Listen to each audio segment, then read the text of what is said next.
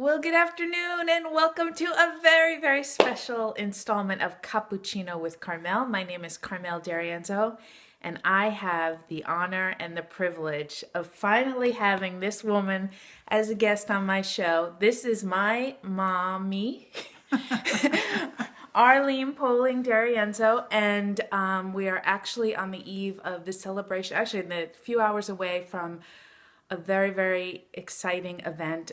She will be showcasing and showing her incredible work.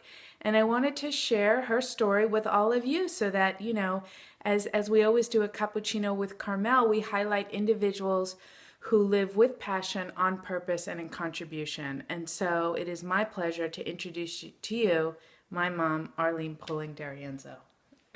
Hello, everybody. This is all very new to me.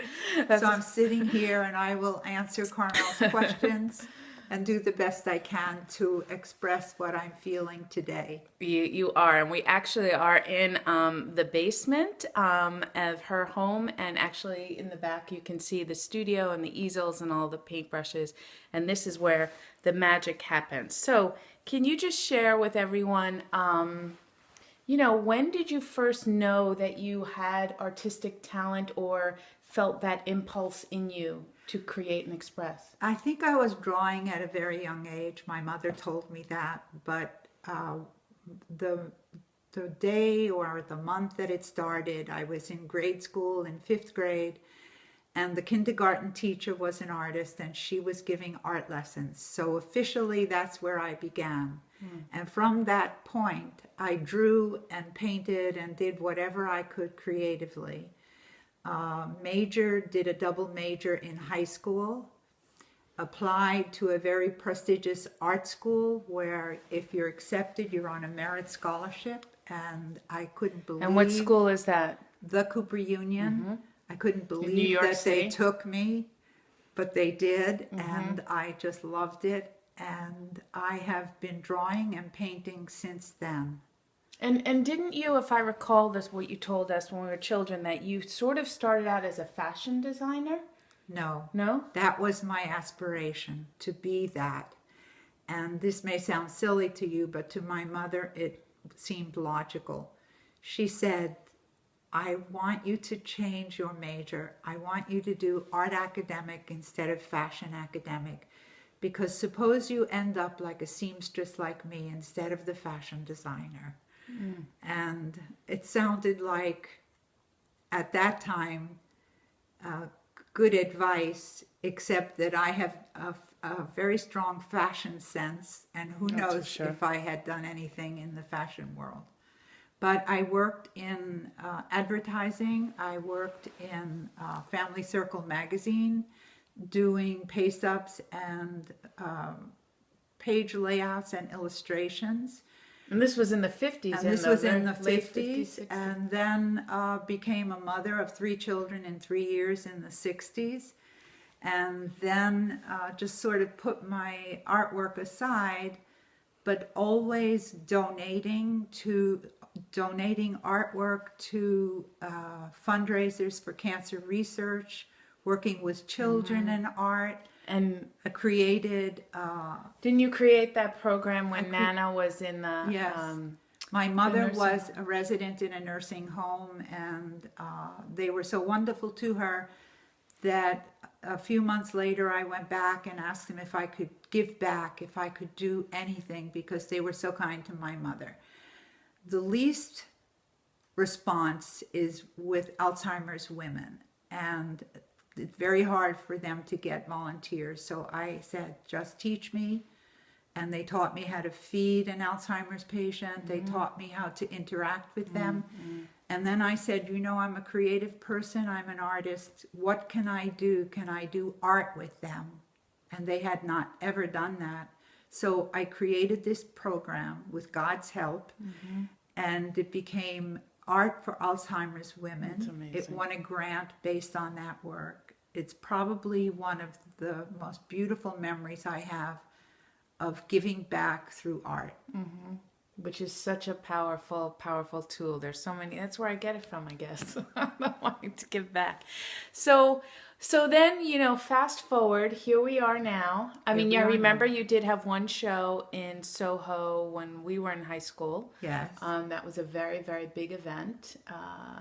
And now, 40 years after that, here we are. And what does it feel like to have a show now? I don't think there's an artist who doesn't feel shaky about the work. And they live on compliments, and some of them need the money desperately, so anything they sell. But for me, it is getting it out, having people see it.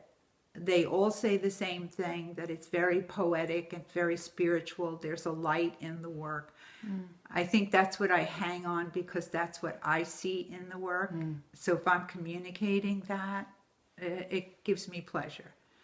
And what do you think got you to the point? Because we know so many artists out there who, there's the term tortured artists and this and that. I mean, not just artists, but so many entrepreneurs, people, they never think they're good enough. They never think what they're producing is good enough. And what got you to the point that you finally say, this is really great work? What got you to that? I think that if an artist is honest, he looks at his work and he says, oh my God, why did I do this?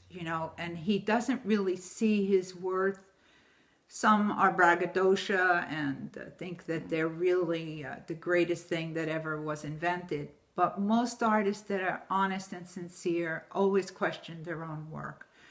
I think it's probably the class that I started at the Art Students League, just to have something to do when I had moved to Manhattan. And the feedback from those people, you're talented, why isn't your work out there? The teacher said you have to get eyeballs on your art. I think that was the point where I started to look at my work in a different way. Okay, so we are back. We had some technical difficulty. I can't believe I didn't have enough storage for my own mother. Anyway, we were talking about what shifted in getting that confidence in the, in sharing the work. And it was, you were saying your course at Art Students League. And for people out there who don't know, this is what we talk about, people living with passion. You get up at 6 a.m. every morning. Yes. You get on the subway, you're down there, you stand and you work for 4 hours, 5 hours? 3.5 hours. 3.5 hours. And then one bathroom stop. Yeah, then take the subway back. I mean, and why do you do that? Because I have to paint and draw. It's a necessary part of me. And if I don't work one day, I feel it. It's my passion. It's what I love to do. It's uniquely my own, my style. I share with other artists the same kind of lack of self-confidence. And I just said recently, when people say, where have you been? I said, in my basement with my lack of self-confidence around my neck. Right. And we were talking about what happens to both of us when you release that feeling of low self-esteem. Yeah, magic happens. It's like a virus in our house. But we got rid of it. We have the antivirus But I method. think this is the beginning of letting go of all of that self-doubt. And I think I think sometimes you have to believe in your intuition. What comes to your mind and your heart first is what you should be doing, what you should be thinking. You can apply that to a painting as well as a life. And if you overthink something, then you've lost it. Okay, we're back. The third time's a charm. So we're just going to finish up our conversation. Just what advice do you have for maybe young people starting out who have that creative talent and want to work it in their life? Or maybe there are other mothers like yourself out there who have responsibilities and yet also want to, like, I know you can go down and be lost to the world for 5 hours and be in that zone. How do you suggest they navigate that? I think that if you have no time, or if you think you have no time for any artistic endeavor, you have a sketch pad that you can purchase, you can buy a graphite pencil, you can get ink and a pen on white paper. In other words, you can produce a drawing. You can walk outside, inside, you can draw your shoes. You are always creating something. especially if you're a mother and you're working hard and raising a family. That's probably the most that you can do. Young people can also draw. I think that they should look at art, go to as many museums as they can go to. There are programs within museums that reach out to young people. They have to become aware of what is available to them instead of saying, I don't have time, I won't be able to do it, all is lost. It's not lost. None of it is lost if you keep pursuing it. As simply as a drawing pad and a pencil. That's fantastic. And you can bring that with you anywhere. Yes. So, Especially on subways, right, by especially the if way. you're in New York. And so I usually ask all my guests this, what legacy do you want to leave? You know, what do you want to be remembered for or by, or just what? I think I want to be remembered.